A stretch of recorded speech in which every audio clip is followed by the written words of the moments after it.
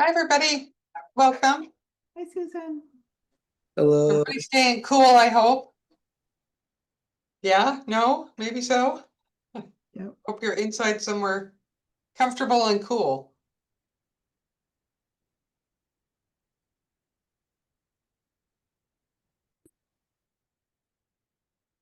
I've got Yes, you might another hear my person fan. joining, so I'm just waiting for that to refresh and we'll get started. Sorry, I was saying you might hear my fan in the background. Oh, that's okay. I understand. It's pretty good in here. I thought about bringing a fan in for my office, but I forgot. But hi, Tanae. But it's not bad at all, really. It's just, when you go outside, which I haven't done. I didn't go out for lunch or anything. I'm just staying inside today. That's all right. Okay, still admitting a Keely here. Okay. Great to have all of you here.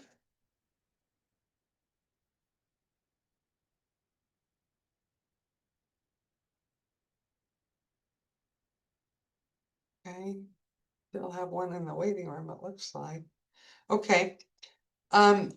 Welcome to Forms Mastery. This is part 3 of the four-part series, and we're going to be talking about commonly used addenda today. In the first, well, maybe about half of the class, we're going to talk about the financing addenda, because there are a number of them for specific uses, and I get a lot of questions on these forms. So by you guys taking the class and understanding what's in the forms, how to use them, and what situation to use them for, you're going to be way ahead of the game. I got a call this morning from a newer broker who's in the middle of a transaction, and halfway, well, it's almost halfway through the transaction, and her buyers want to switch lenders.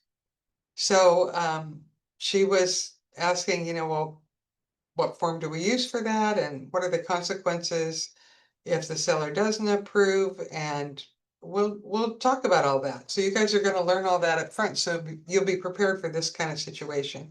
Now, most of the time, uh, buyers are going to have settled on, made a decision about what lender they want to use. But I've had this happen a couple of times where buyers kind of keep shopping during the course of the transaction.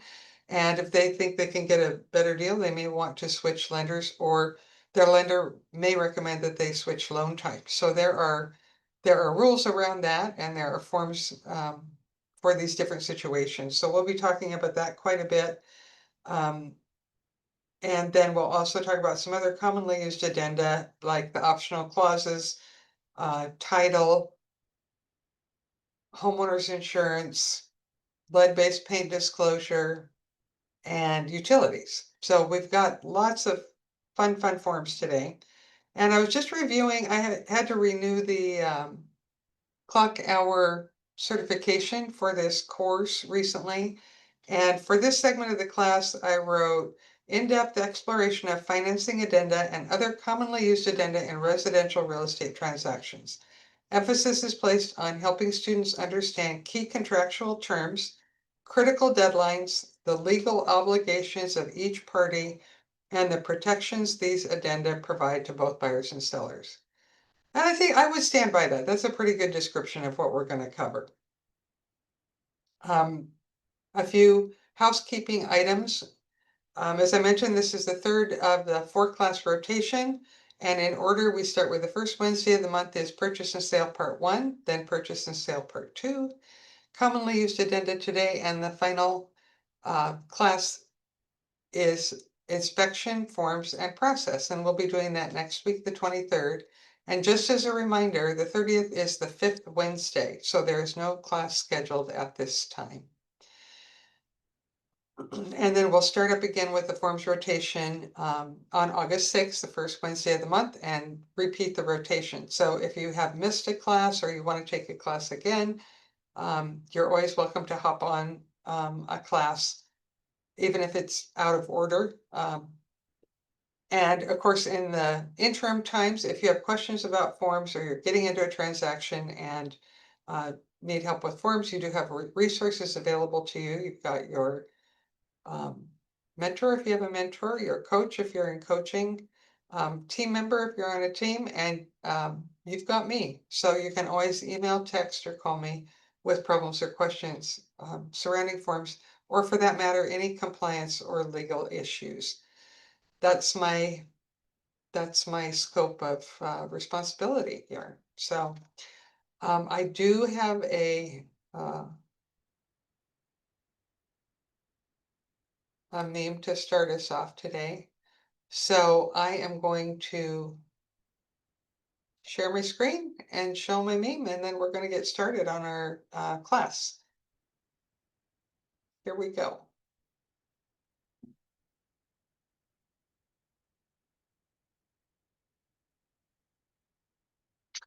I like this because I like to I always like to incorporate a little I don't know, this isn't so much humor, but it's just cute. I think one of the hardest things for me as a broker starting out was to sell my own services, right? Just to sell myself as their broker. And, bear in mind that every time you go for a buyer consultation or a listing agreement, it's essentially a job interview. And when you don't have a lot of experience in real estate, then it takes a little more work to articulate your value. But keep in mind your life experiences too. Those can serve you in terms of helping to state your unique value proposition.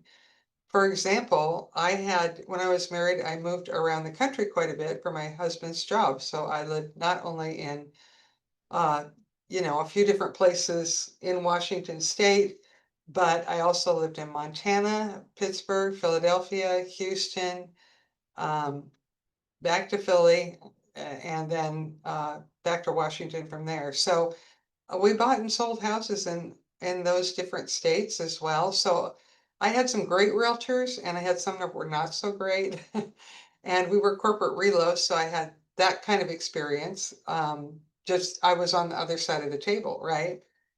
But those experiences, I thought, first of all, I thought it was an interesting business. It's dynamic and it offers a lot of flexibility in your schedule. You're running your own business. But also I felt like, I could understand the needs of buyers better than if you had never bought or sold a house before, just having that experience of buying and selling, I don't know, I think it was 7 moves in 16 years. That really helped me be able to relate to buyers in a lot of different kinds of situations, whether their timing was tight or um, they were doing it on their own, or they had to get a power of attorney because their spouse had to go start their new job in a different state, or they were negotiating terms. I had done all that as a buyer and a seller a number of times. So anyway, that was part of my unique value proposition, even though I didn't have a lot of experience as a licensed agent as starting out. I could speak to my experience personally and apply that to my stance of value, or my articulation of value, which was I came from a place of service. I know what you're going through and I can help you with that.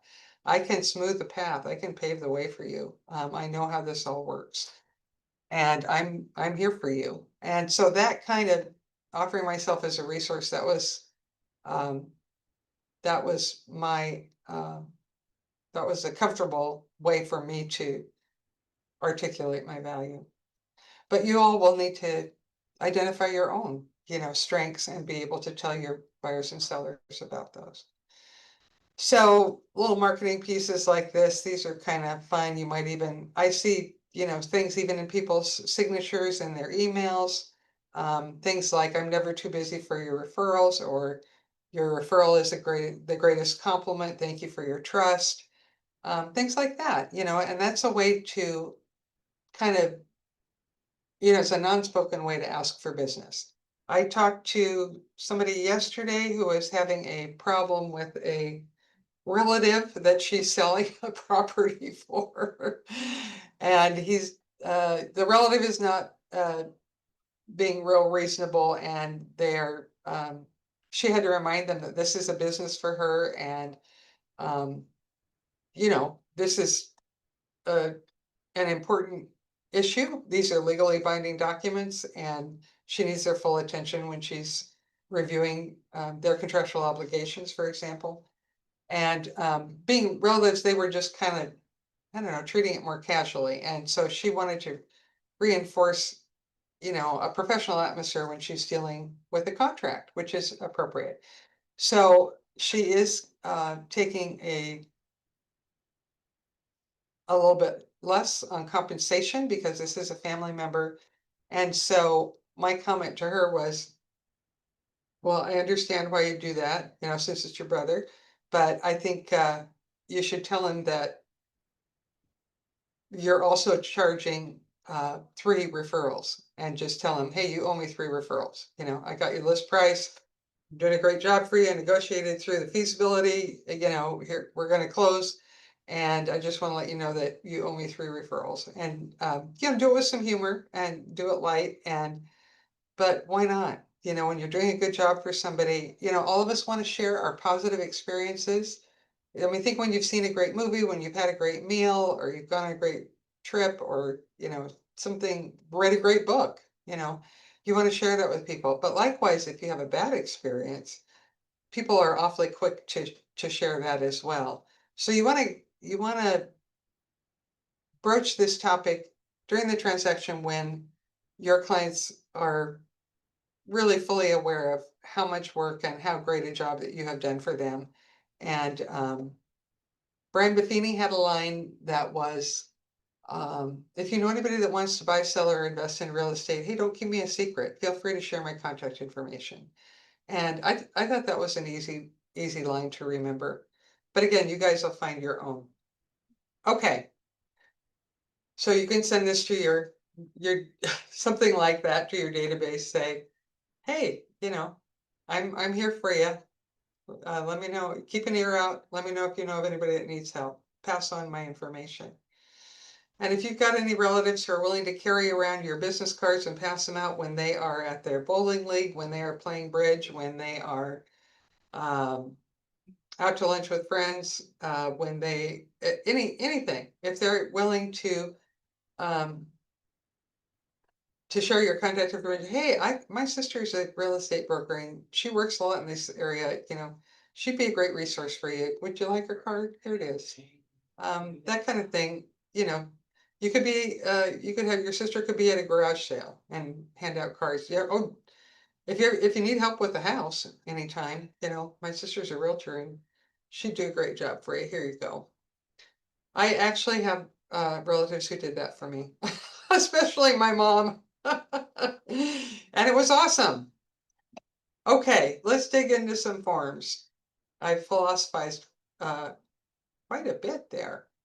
Okay, we're going to talk about financing contingency starting out. So, what does this do? What does this do? Why do we need this on a contract? Okay, so your buyer's either going to pay cash or they're going to get a loan, right? And sometimes they might have seller financing where the seller's carrying the note. There might be an assumption. There are some other exceptions, but we're going to deal with the things that are most common in transactions. So if my buyer's getting a loan, you're going to recommend to them that they have a financing addendum on their purchase and sale, because that means that if for any reason they don't get their financing, they are contractually entitled to the refund of their earnest money. So the financing addendum protects the buyer's earnest money. If they don't have this and they don't get their loan, the earnest money goes to the seller. They've sacrificed it. So that's what a contingency does. It protects the buyer's earnest money. Now, if you have a buyer who's paying cash, you're going to use a different form, and that's the evidence of funds addendum, this 22EF. And this is a disclosure form, and your buyer is disclosing where their funds are coming from, but it doesn't create a contingency around the receipt of those funds. So there are 2 kinds of funds identified defined for this particular form. One is non-contingent. That means I've got it in my pocket. It's in my bank account, it's liquid. I could write a check, I could wire it today. That's non-contingent funds. I've already got the money. Contingent means I don't have it yet, but I expect to get it. But there's no contingency for it. But it might be a family gift. It might be proceeds from some sale of stock, or maybe they're, moving money around in their investment account. Sometimes contingent funds are hard money loan. That means they're using a private money lender. These loans are easier to get. They're typically a shorter term and higher interest. So they're used more by, investors, flippers, somebody who's not gonna own the property for a super long time, and they just need some money for a few months. So they're willing to pay a bit more for the use of that money, as opposed to, say, a prospective home buyer who wants to buy and hold the property and live in it for, 10 to 15 years. Anyway, so this is not the form to use if you want your buyer to have the protection of a contingency around their financing. This is just basically for cash buyers or hard money borrowers. And it has a bunch of different categories to use. It says, and there's some rules around that. If the buyer's saying, I've got non-contingent funds, I've got the money, then they have to provide proof to the seller within 3 days. And if seller is not provided in a timely way, then they can terminate and buyer gets their earnest money. See if I've got that one. No, that's not it. Hey, Susan, Well, yeah, what does There we proof go. look like? hold on a minute. Let me turn my volume up, Kelly. Okay. Okay. What does proof look like? Is that a bank statement or? Question. Yes. So it would be a statement from a financial institution, and it would have, letterhead or some other identifying information regarding who that is, Chase Bank and where they are and so on. Have the name of the account holder. Typically, it will have the account number, but that's usually redacted, or blacked out with a felt tip marker kind of thing. Because the seller doesn't need to know the account number that the funds are coming from, but it needs to know the information that needs to be provided to the seller are where is the money, and who's the account holder, and then the balance, to show the balance is at least equivalent to the obligation that the buyer is taking on, right? So if the buyer does not provide that evidence of funds for the cash money on hand within 3 days, seller can say, hey, you didn't tell me, I don't have any proof that you've got the money. And maybe I've got another buyer. I've got a backup buyer. Maybe I've got somebody else who's still interested in the property. I'm going to cut this buyer loose and move on. So seller can terminate if buyer does not adhere to that timeline for providing proof of funds. Now the same is true for the contingent funds, but it's just a little different, can be a different timeline. So they can say, I'm getting a hard money loan, or I'm selling a 50-foot boat and I'm gonna make $100,000, or I'm getting, a family member is gifting me with $50,000, or I've got a down payment program, or whatever. Typically, down payment programs go along with a loan, and they're usually included in the financing addendum. But and then there's other, I don't know what, I can't think of what other would be. Like, I expect to win the lottery. I don't know. Anyway, that wouldn't qualify. So in the case of contingent funds, I am getting the money. I expect to get this money, but I don't have it yet. You know, it's being wired to me from a family member in China. And they have up to 10, however many days before closing that you put in here as a buyer broker, that I'm gonna have the money. It can be 1 day prior to closing. If you're not gonna get the funds wired in till the day of closing, it would be 0 days. Usually sellers are gonna wanna see the evidence that the money you expected to get has been received at least, 3 days before closing, right? The default is 10. And again, if the buyer does not provide the proof to the seller that, oh, I expected to get this money and now I've got it, I'm ready to close, in essence, is what they're saying. If the seller doesn't receive that by the deadline, then again, they can use this 90EF to terminate and say, hey, you said you were getting this money, but now we're 3 days from closing and you said you'd provide it 5 days before closing and I haven't seen it, so I'm terminating. So that's an option here. And if, again, in either of these cases, if the seller terminates, earnest money goes back to buyer.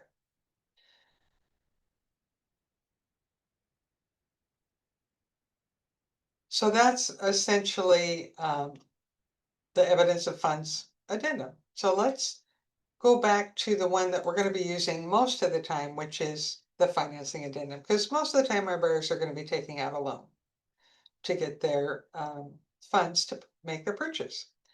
So the first paragraph here is going to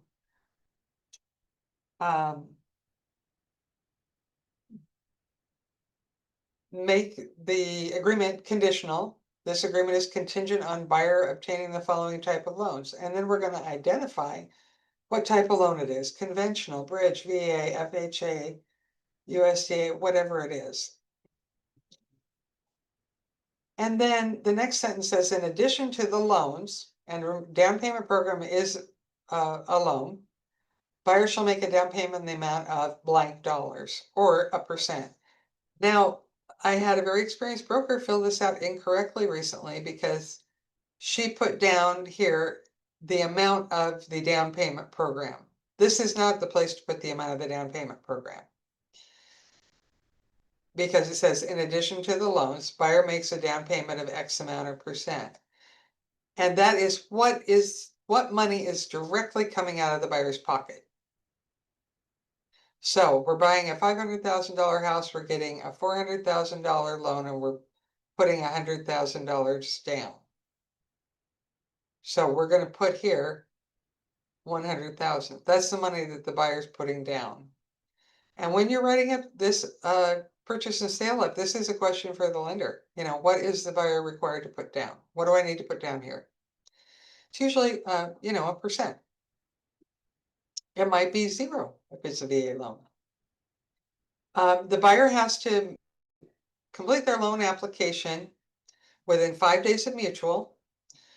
It can be more or less. There's a blank here, but typically it's 5 days, and that's why that's the default.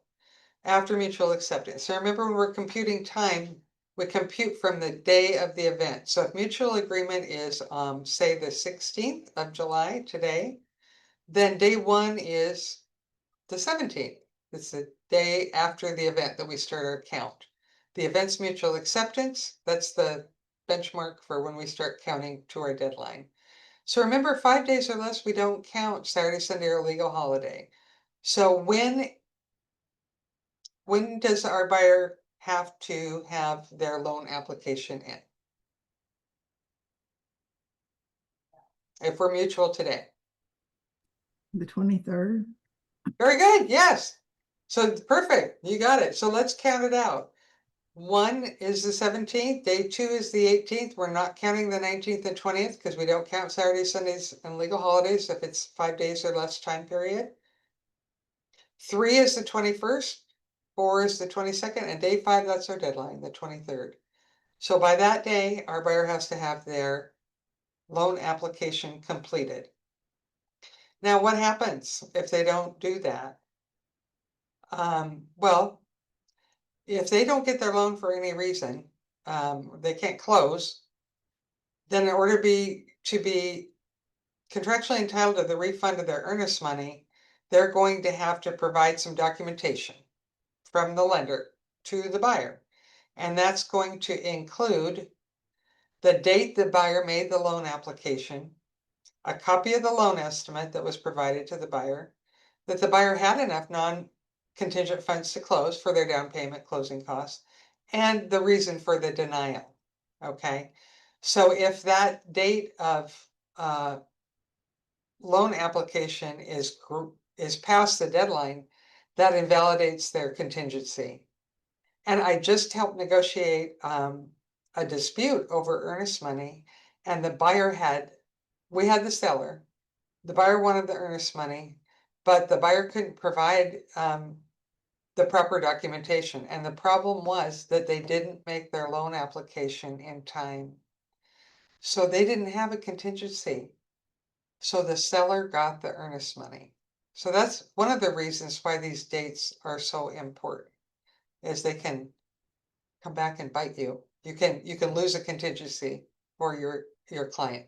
So you have to make sure that you are keeping your client on track with the deadlines that only they can fulfill. Like, you've got to get your earnest money in. It's due 2 days after mutual. We're mutual today, the 16th. That means it's due on the 18th. Remember, escrow closes at 5.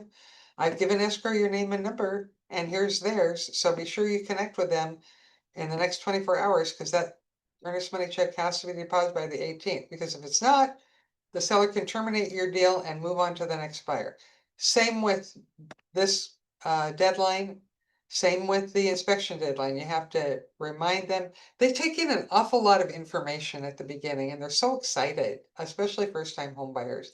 This stuff doesn't sink in the first time. You have to say it, and then you've got to remind them, then you got to email it to them, then you got to call them to make sure it's done. This is all part of your fiduciary duty to them and your responsibility to protect their interests in the transaction. So I always made like just a list of all the deadlines. If you have a transaction manager, they're going to do that and send it out to everybody in the transaction so everybody's on the same page. And that's a nice service. You can certainly do it yourself. But it seems daunting, but I'll tell you, it's so worth the time to take a few minutes and just get out your calendar and just write down all those dates. Or put them in your calendar. I like to put them in the day before. Inspection response due by 9 p.m. Tomorrow. And just to remind myself. And then if I'd already done it when I got to that point, great. But if I hadn't, then I'm up against it. I got to get that done. Okay, and then it stipulates to what a loan application is, but it's anything the lender asks you to provide, basically, whether it's income, social security. Of course, they're going to want the purchase sale contract. And I don't know, your mother's maiden name, your tax returns, whatever they want, you're going to provide it. And let me give you a little tip if you're ever applying for a home loan. Keep everything you sent to your lender in a side screen, because a lot of the time they're going to ask for it again. It's like some other department needs it and it's already been, I don't know what they do with it. They archive it or something, but I don't think I've ever, and I don't know I think I'm on my 9th or 10th house in my life that I've owned. And I don't think I've ever closed a deal without having to send something more than once. Oh, I don't see your tax returns for 2 years ago. Oh yeah, I sent those on the 3rd. Oh, well, could you just send me another copy? Sure.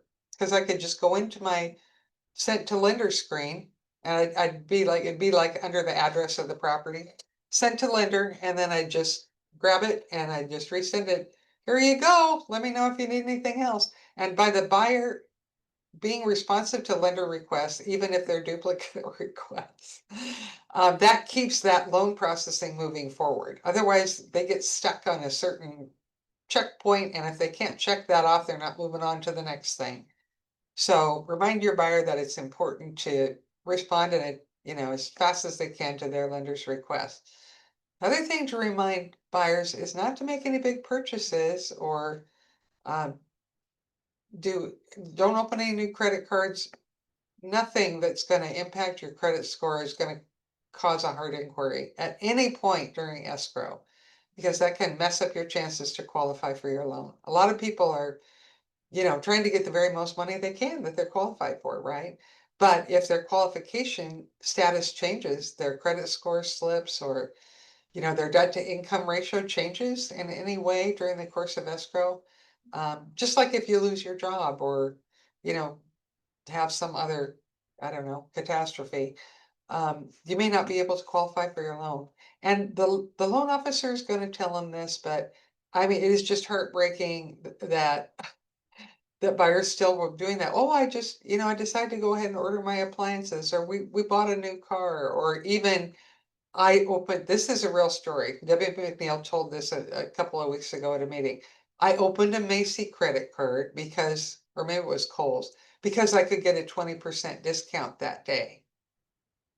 And that really put her qualification in jeopardy. So for getting like a $20 discount, she put her whole loan processing in jeopardy.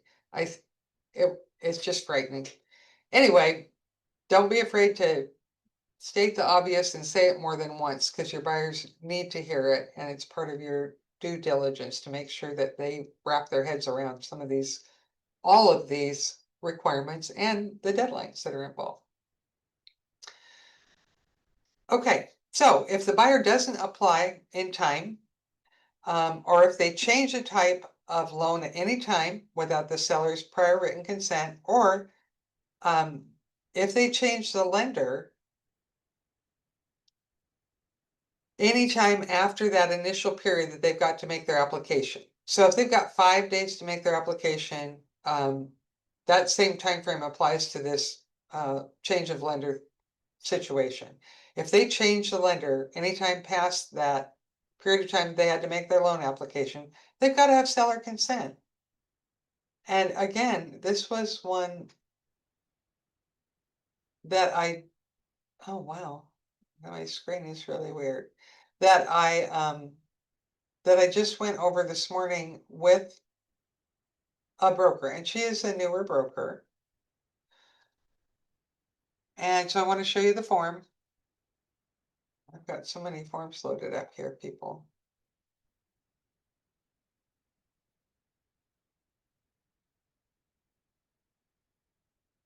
There we go. It was here. So this is the form. If your buyer wants to change a type of loan at any time, or if they want to change the lender, they've got to have the seller's consent. So my broker this morning said, well, why does the seller have to okay it? Isn't it the buyer's choice on what kind of loan and, who they want to pick for a lender? Maybe, it's, in this case, it was, as I mentioned at the beginning of the class, it was more than almost halfway through the transaction, and the buyer wanted to switch lenders. So the reason it's important to the seller is you're halfway through the transaction, or at any point, past that 5 days, or different types of loans take different periods of time to process. If you're switching from a conventional to an FHA, that could add time onto your contract. You may not be able to close on time. Same if you're starting over with a new lender. Are they going to be able to honor the first closing date? They're already deep into their processing.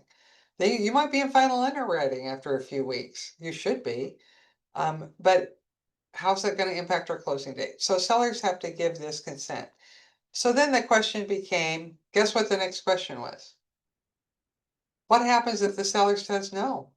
What happens if the seller doesn't provide consent? Well, then the buyer's got a choice.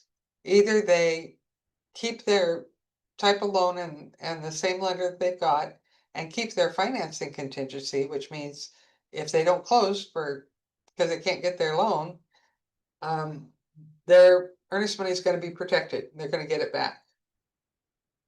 Otherwise, if they want to change the type of loan or change the lender without seller's consent, then they can, and seller doesn't want to provide consent, they can do it.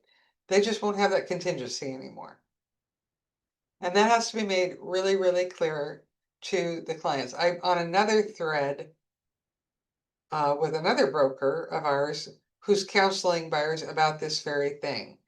And in that case, it's a deal where the seller wants the buyers to release the earnest money right away.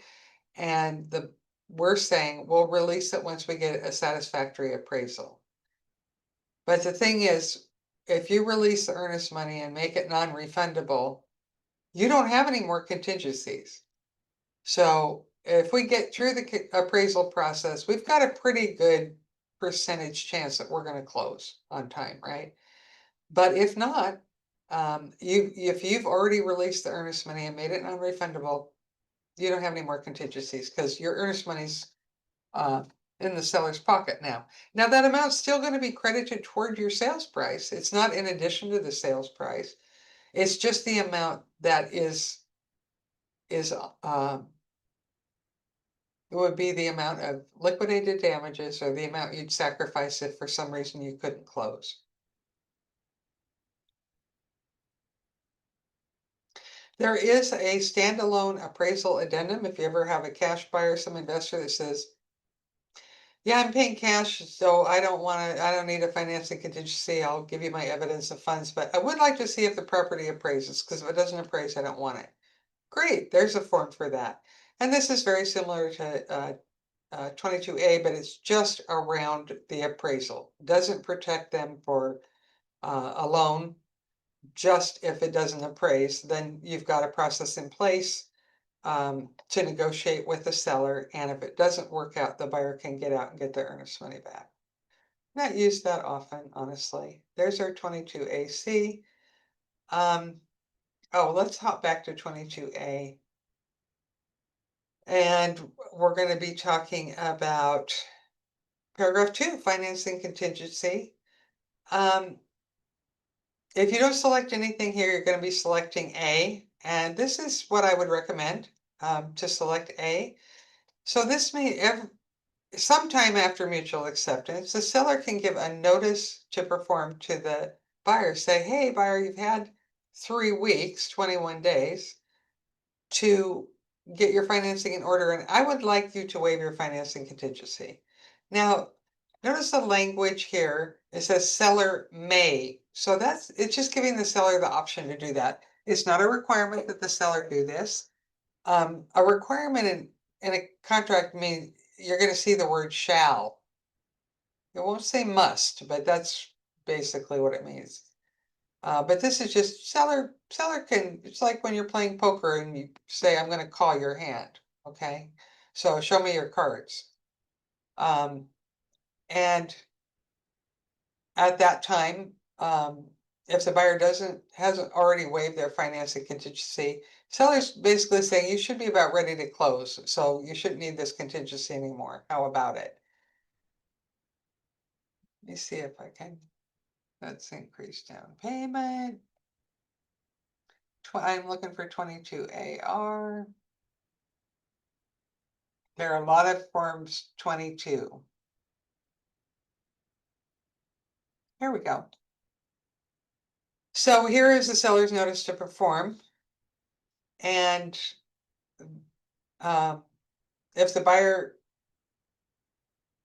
doesn't waive the financing contingency after 3 days, seller can terminate it, and the ability to terminate is right here.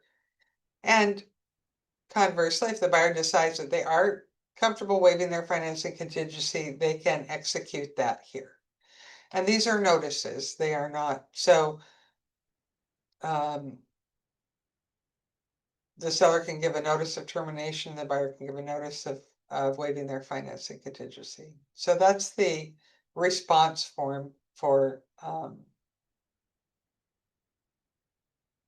the seller's notice to perform.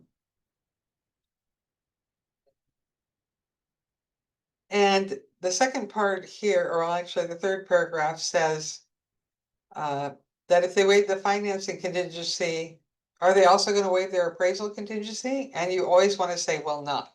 You always want to keep that appraisal contingency in place. So here we are, paragraph 2, we're going to choose A and we're going to choose will not. Now, paragraph B here, this says that the contingency is automatically waived 21 days after mutual. I don't want my buyer in that position. And I want, but if my buyer said, hey, I'm rock solid, I want to do whatever I can to make my offer more competitive. I'm sure my lender can perform and close on time, and I'm willing to waive my contingency from financing after 3 weeks. If they really want to do that, you can. It is their choice. It has to be, a well-informed decision. But then I would counsel you to still keep that appraisal contingency in place. Okay, the next paragraph is going to ask you or the buyer, hey, what does the seller need to contribute to your closing costs? And that can be in a dollar amount or a percentage amount. And this is a credit from the seller that goes to the buyer that's going to be applied to their loan and settlement costs, including prepaids, loan discount, loan fee, interest buy down, any other closing costs allowed by the lender. So this is another lender question. Does this buyer need help with the closing costs? What do we need to ask for from the seller?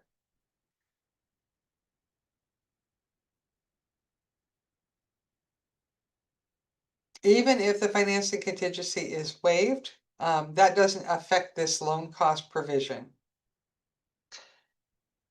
In paragraph 4, we talked about that it lays out an explanation of the buyer has to do to get their earnest money back if financing is denied. And I don't know that a week goes by that I don't quote this paragraph to somebody. So if your buyer's financing fails, they don't get their loan, you are going to be preparing this notice of termination financing unavailable.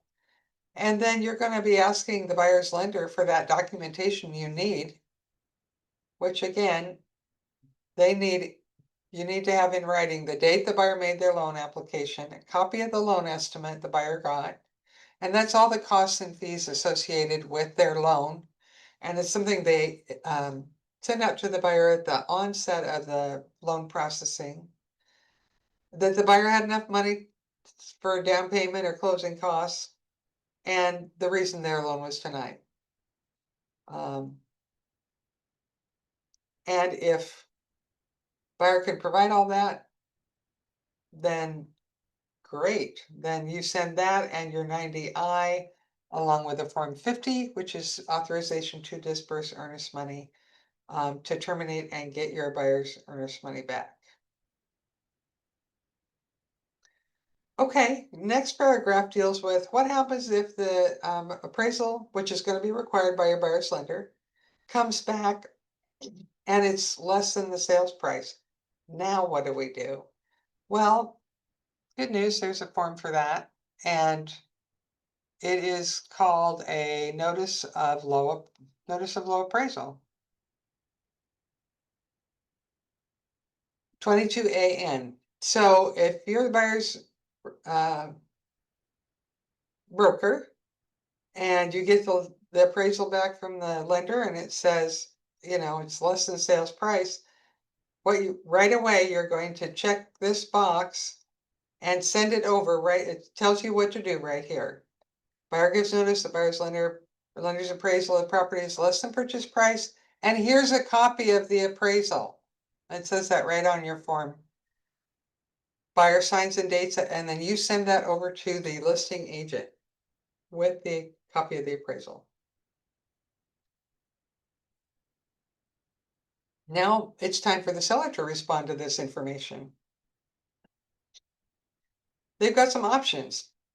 They can say, we are going to challenge that appraisal, in which case the listing agent will drive that process because after all, they've researched the property and the comparable homes in the area to establish the sales price from the get-go. So they can drive that process to challenge the appraisal. I've done it a couple times. I'm sorry to say that neither time it wasn't successful, but it's worth trying. The seller can reduce the purchase price to the amount of the appraisal, or they can reduce the purchase price some, but maybe not enough, not all the way, right? In which case the buyer would have to make up the difference, or the seller can just say, I don't want to reduce the price and I don't accept the appraisal, I'm out. You know, our deal is over. Now, in turn, the buyer has a chance to respond to the seller's, reply to the seller's response. For example, if the seller says, I'm rejecting the appraisal, well, then the buyer would just have no choice really to terminate unless they could come up with all the cash to close. They could also waive their financing contingency or accept a reduced purchase price. In which case, if it requires the buyer to contribute additional funds to their down, this stipulates to that as well.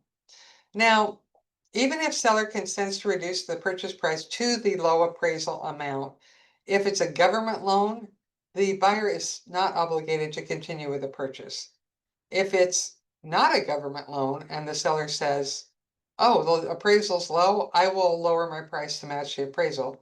Then, if it's not a government loan, then the buyer is obligated to continue with the purchase.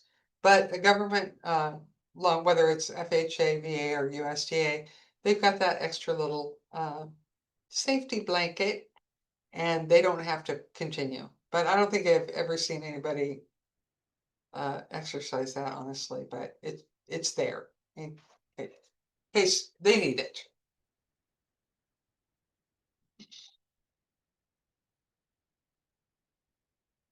Now, sometimes, oh, well, here's an increased down payment for low appraisal addendum. And this is something you would use if your buyer was say, I want this house, and even if it doesn't appraise, I can bring extra money to the table. So it's kind of a way to sweeten the deal for a seller if your buyer is in a position to do that. Now I'm looking for another one I wanted to talk about, but I'm not seeing it, and we're coming up to 3. So we have done a lot of talking about the appraisal addenda.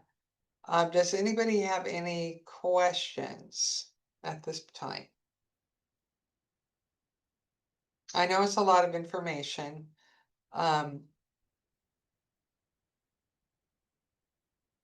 And it does get easier. I would really encourage everybody to do a practice offer before you have to write one for a client.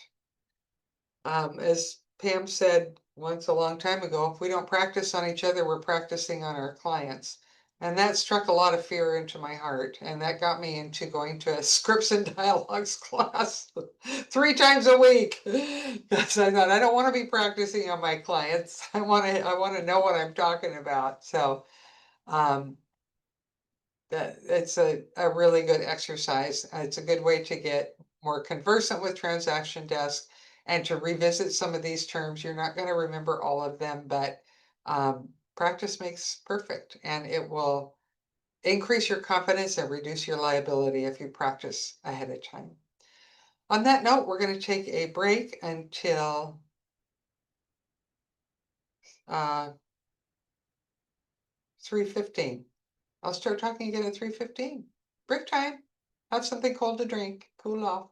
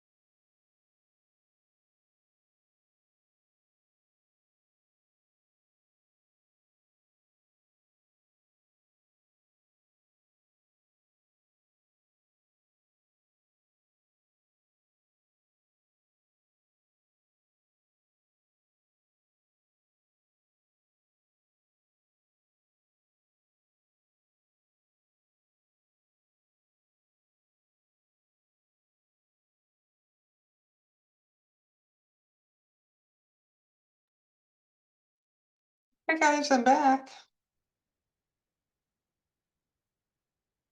Welcome back. Since we talked quite a bit about appraisal, I thought you might enjoy this meme.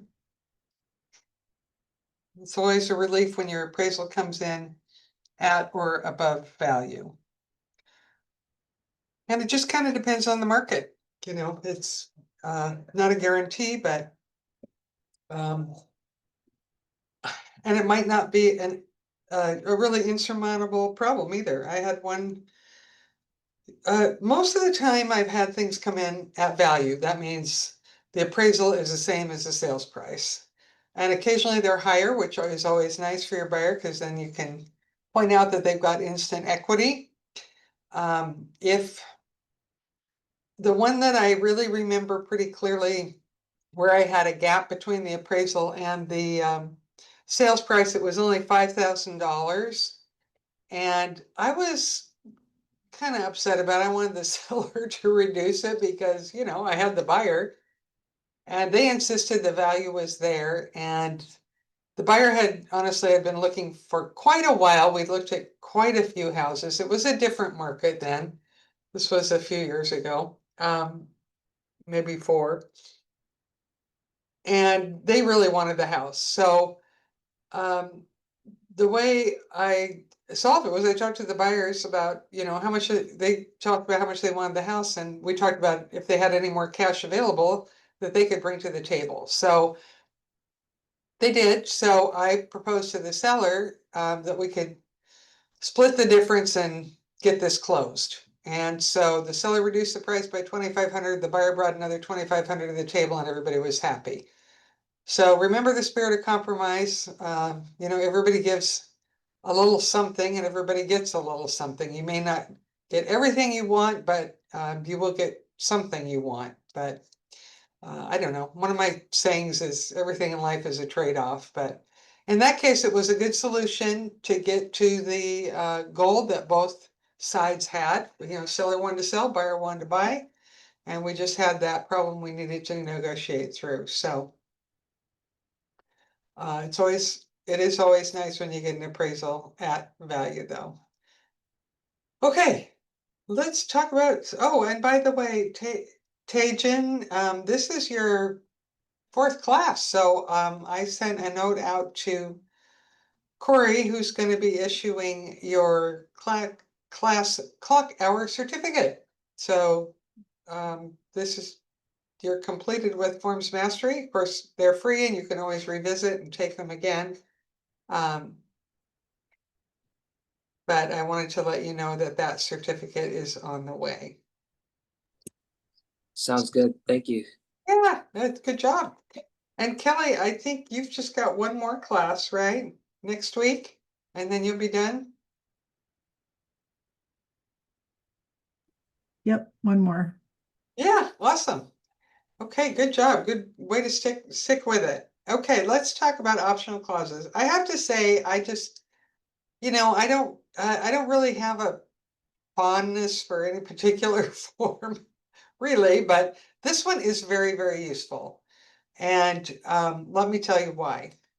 So the first paragraph, it has a little indemnification, a little legal protection for us as brokers, as well as, you know, the listing broker too. This says we didn't actually measure the square footage, and if there are any encroachments or we're, you know, it's up to the buyer to verify the lot size, square footage, and encroachments to their own satisfaction. And there's a lot of case law to support the concept of that Washington is a buyer beware state. That means the responsibility is on the buyer's shoulders for things like this to verify this information. Depending on what their intended use of the property is, and you know, it's up to the buyer. So I always check number 1. Number 2, title insurance. This provides 2 other options to title insurance beyond what's offered in the basic language of the purchase and sale. And standard title owner's insurance, if anybody's interested, I can show you a side-by-side comparison of these different kinds of coverage, but basically there's less coverage for a standard. It's always used for vacant land. Sometimes standard owner's coverage will be offered by, say, the representative for an estate, or if it's a bank-owned property, they're going to offer standard insurance. Extended coverage, you usually aren't going to know if you need that or not going into a transaction, like when you're writing the purchase and sale, but it probably include a survey if that is needed. You probably won't know if you need a survey or not when you're writing the offer. So number 2, don't check these boxes unless it's a very special case. Generally, your client is best going to be served by getting the kind of title insurance that's provided for in the purchase and sale itself. And we don't need to check these boxes. Seller cleaning, I always check this box. This means seller has to clean the interior and remove trash, rubbish, debris prior to the buyer taking possession, which is usually at closing. Now, you do want to have a little bit of a conversation with your buyer about this, about what clean means to them.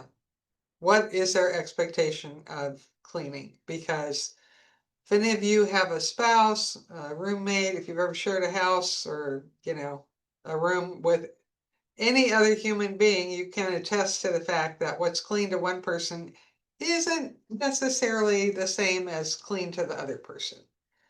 And sometimes buyers have the, expectation that, not only will the carpets be vacuumed, but they'll be professionally cleaned. Not only the floors will be mopped, but the walls will be washed. Different people want different things done. I would say, if they're real particular, and they have their own cleaner that they like or cleaning service that they like, you might suggest that they schedule them right after closing and before they move in. Then they can be rest assured that it's going to be clean to their satisfaction. But barring that, if they have specific things they want, like I really want to make sure that I don't know, bathrooms are scrubbed out and the cabinets in the kitchen have been wiped down, and anything specific that they mention, that's worth putting into your contract and following up with a listing agent on, because otherwise you might get to your final walkthrough and your buyers might dig their heels in and say, this isn't clean and I'm not going to move in and I'm not going to sign my closing documents. This does happen, and then you got a problem. Seller says, hey, I cleaned it. And listing agent said, yeah, they swept the floor and all the garbage is gone. But that might not mean clean to your client. You see where I'm going with this? In order to avoid a last minute pre-closing problem that might hold up your closing, you know, talk about those expectations so that you can address and manage them. So seller cleaning, yes, check the box. Have the conversation. Personal property, this is really intended, I think, for, well, anything that is personal property, the seller is supposed to remove it, but if they leave anything behind, it becomes the property of the buyer and they can keep it or toss it as they wish. That's what this paragraph means.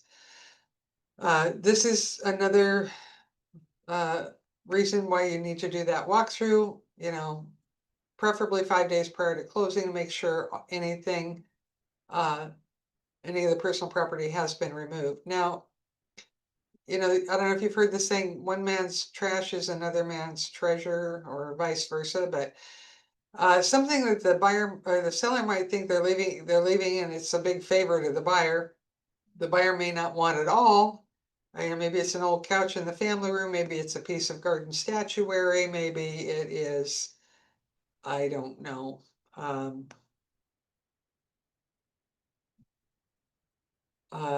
What else would be? Any furniture, anything in drawers, anything at all. So do that walkthrough, follow through, and make sure anything that needs to get removed per your buyer's preference and your contract is removed so that, again, your buyer can have a nice, clean, personal property, free property to house to move into.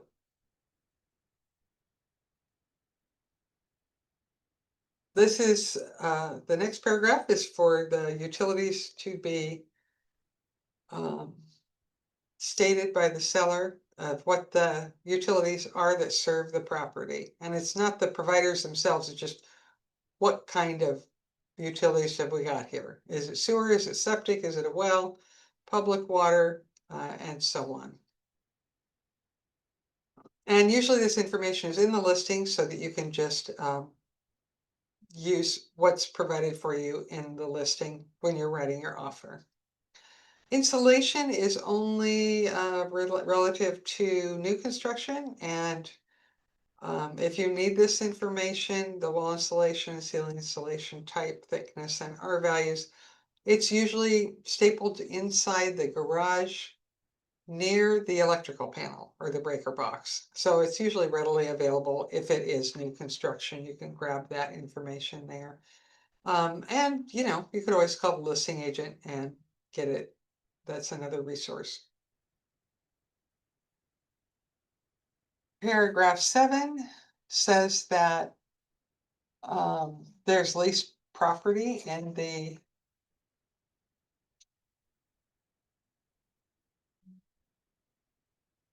house, and those items are disclosed here to checked off, whether it's a propane tank or a satellite dish or whatever. And if there is a lease, the buyer must receive a copy of that within 5 days of mutual. And they can review that, and if they disapprove it, then they don't have to continue with that. If they want to continue with the lease, that's fine. There is also a provision for the buyer to assume the lease and then hold the seller harmless from any other obligation. But if they do disapprove, they don't want to get locked into that, then they can actually terminate and get their earnest money back. I would say, you know, I mean, propane tanks, yes, those are still out. The other items you see less frequently now, since like security systems are often wireless and, you know, might travel with the owner. It's a real important paragraph, paragraph 8. It's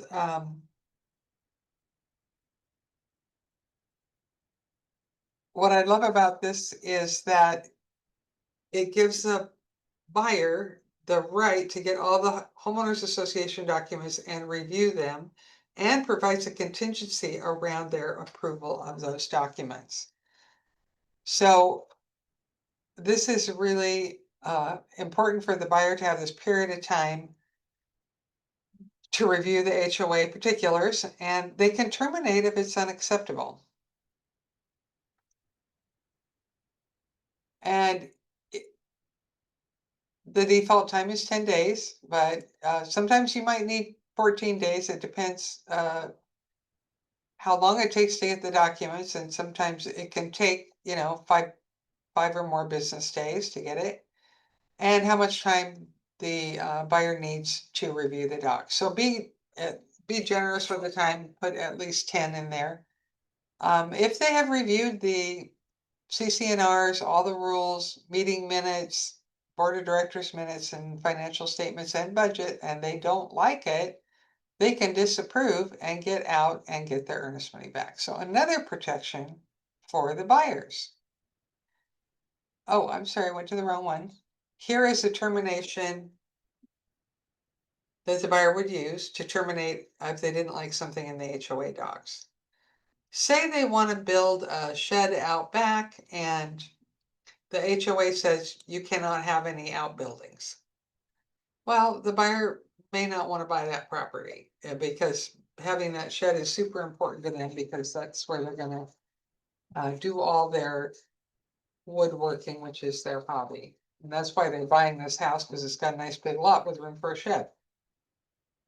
There are other things that you need to look for in the HOA docs, including but not limited to any reference to a special assessment coming up, because HOAs will talk about this, they will get bids, it'll be in the minutes, it'll be in the budget, might not be assessed or charged to the homeowners themselves until the next year. But if you've got a pending special assessment, you need to know about it. And your buyer's lender needs to know about it, because that's going to increase their monthly outlay for a period of time. Could be 6 months to 2 years. Sometimes they have big projects, and instead of having everybody come up with, $10,000, they'll say, well, you can pay $1,000 a month for 10 months or something like that, or 500 for 20 months. So make sure that you get this information and get it to your buyer. Make sure that they are reviewing it and know what their deadline is to exit the transaction with their earnest money, if there's something in there they don't like. Susan, can I ask you a question? Sure. Yep. So whose responsibility would it be to let the lender know about a potential upcoming assessment? Or would the buyer need to do that, and would we need to? Well, it's, as I said, it's usually discussed somewhere prior to the time they actually levy the assessment, but escrow is going to be key in this, because escrow is if you task them with getting, all the lienable charges, right? Which, I mean, the lienable utility charges, then they're going to be getting also like a payoff on the existing mortgage, and HOA dues and liens and assessments are all, they also run with the property. So they're going to be sending over a request to the HOA saying, hey, we need an invoice, we need a bill. Is the current homeowner up to date? Is there a transfer fee? And are there any pending special assessments? So any escrow person worth their salt that gets an invoice back from an HOA that says, yes, there's a pending special assessment, next year the homeowners have to pay an extra $700 a month, they should send that immediately to all the brokers involved and, for your clients.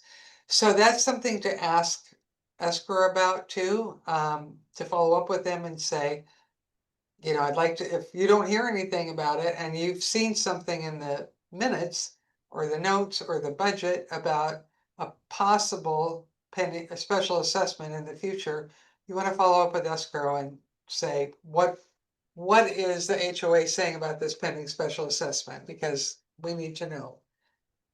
This would affect, my buyer. Thank you. Yeah. But they should give you that notification. And on that same invoice, now we're moving on to paragraph 9. If there is a transfer fee, and on that invoice that they send back to escrow, it doesn't say who pays it, then here's a little paragraph that says who should pay it. And of course, you as the buyer's broker are always going to check seller. Seller, please pay this fee. But if it does say $150 transfer fee paid by buyer, then it specifies who pays it, and the buyer would be responsible for paying it. It's just, if no one's assigned to that bill, you can assign the seller to it. So check that box and check seller. Here's a paragraph to note any items that are not going to be included in the property that would generally be included. And remember that even if it's mentioned in the listing, I don't know, drapes in study will not convey, or drapes go with cellar, or washer goes with cellar, or whatever. You want to make sure that your buyer doesn't get their heart set on that item and that it's specifically excluded from the sale. This is something to watch out for too, as a listing agent. The next paragraph shows a place for you to indicate if the buyer is going to get a home warranty, who the provider is, First American, American Home Shield, Old Republic, whomever. And if seller is paying toward the cost of that home warranty with any included options, they might pay all of it, they might pay some of it. Buyer could pay the balance. Or if you're going to pay for it, or if the listing agent is going to pay for it, then you can write that in paragraph D. Selling agent to provide home warranty from AHS. And then you actually have to order the warranty from the home warranty provider and then they will send the invoice over to escrow. It's part of applying, but you want to make sure escrow gets it so that they pay it on your behalf out at closing. That's I think the easiest way to do it. The other is just for anything else. It's kind of a catch-all. Don't overuse these blanks. As you know, there's a form for almost everything, but there might be something in here. I would say something like lawnmower to be included at no value or something like that. Buyers, lenders do not like to see personal property mentioned on contracts. So if the sellers agreed to leave something like a lawnmower or another item of personal property that your buyer wants, get it in writing, but make sure it's indicated as no value. Otherwise, your buyer's lender is going to reject that term because you can't include personal property at value on a real property contract.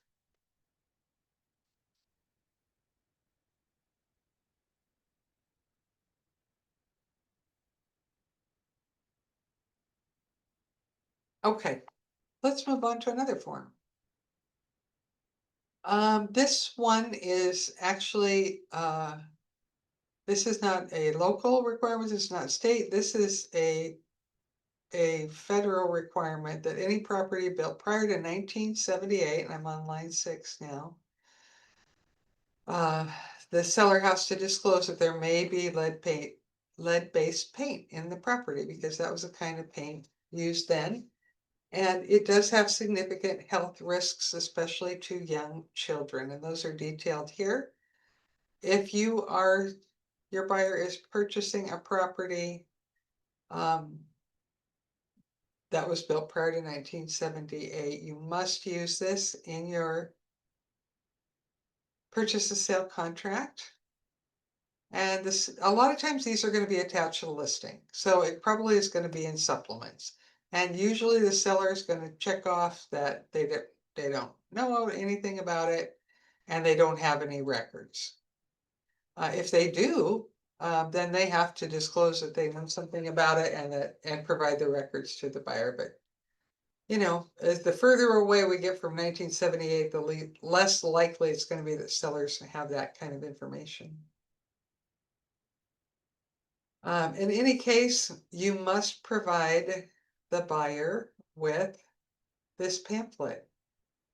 If this property is built before 1978 and you're including 22J in your offer, you've got to give your buyer this pamphlet. And so they're acknowledging the receipt of this right here. And then the buyer can either have a risk assessment or inspection, or they can waive it. And upon that inspection, if the buyer disapproves of it within 10 days after receiving this disclosure, they can get out and get their earnest money back.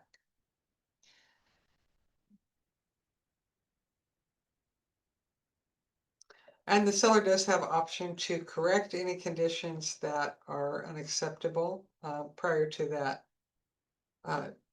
termination. If they say, oh, I don't like something in my lead-based paint assessment and the seller can fix it, then the transaction can continue. Next up, we've got utilities. And I think we talked about this some from the first class, but this is a place for you to just write in the name of the utilities that serve the property. And again, these are in the listing. Often this is something you'll have your seller complete prior to listing, so you can put it in the supplements along with 22J and having them initial a legal description, and probably doing the foreign investment disclosure, the FERPTA. You know, all these things are, and for that matter, the seller's disclosure, Form 17. These are all routine things, and it's really handy to have them done ahead of time so that when a buyer broker is writing an offer, they can pull out all these supplements and they've got the pre-populated information. So, and this is very, very important to escrow too, especially being tasked to get payouts from the utilities. They need those identified. Next, we've got a title contingency. Oh, I think I just deleted it by mistake. Let's pull up another one. Actually, we're going to go to the homeowners association one first. Okay, homeowners insurance is getting harder to obtain and more expensive due to our global climate change and the increase in severe weather conditions, both hot and cold. So I strongly recommend you include this addendum in every offer. It can cap it makes a contingency around the buyer being able to get insurance at a reasonable price. And you can cap the amount of homeowners insurance in terms of a percentage of their sales price. And then also specify the most dollar amount that they can spend. And if the buyer wants to make their purchase conditioned on them getting additional coverage required by the buyer's lender, you can cap that. Flood insurance, landslide insurance, earthquake insurance, or something else that the lender requires. So it is just a really good protection for your buyer to have this in place so that in case they can't get insurance or the insurance is going to be prohibitively expensive. And, you know, for example, if the homeowner has made a claim, that may have driven up their premiums, and that might be passed along to a new owner. It doesn't seem like it should be, but that happened recently, where they were a new prospective owner was quoted a really high number for an homeowner's insurance quote for a property they wanted to buy, and it was due to the fact that the prior or the current owner had filed a claim, and so the policy for that property was higher than it really should have been. Okay, let me look. There's one more I want to show you.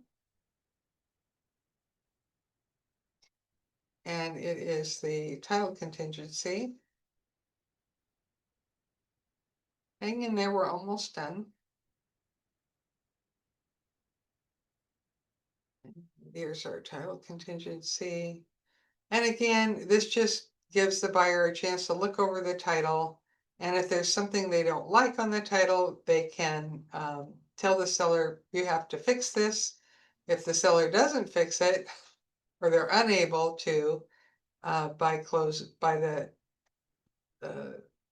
the deadline, then buyer can get out, get their earnest money back. But this is different. It's in addition to the contractual requirement for seller to provide marketable title, which means it has to be insurable. You can't close without insurable title.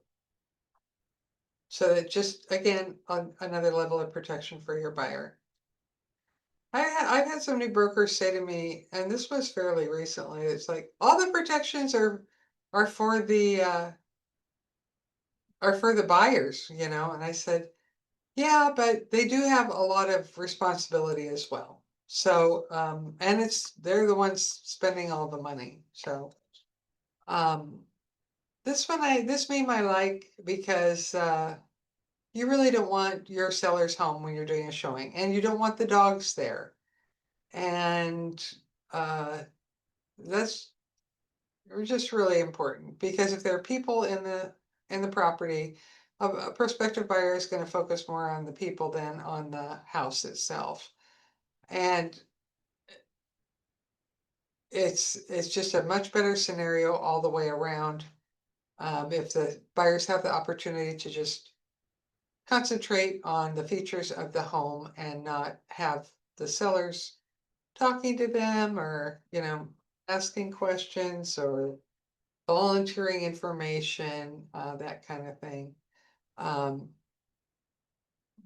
not saying it's all negative, it's just more of a distraction.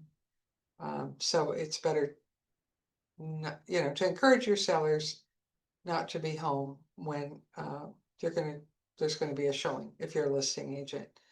We did have a situation, gosh, I think this is maybe, a year or two, a year and a half ago, where we had a showing, and this was on a Saturday, and I had, one of my brokers call up and say, I was just at a showing and the sellers have dogs, and they were supposed to secure the dogs. I had a scheduled appointment, I confirmed it, and we got there, and one of the dogs ran out and bit my client. What do I do?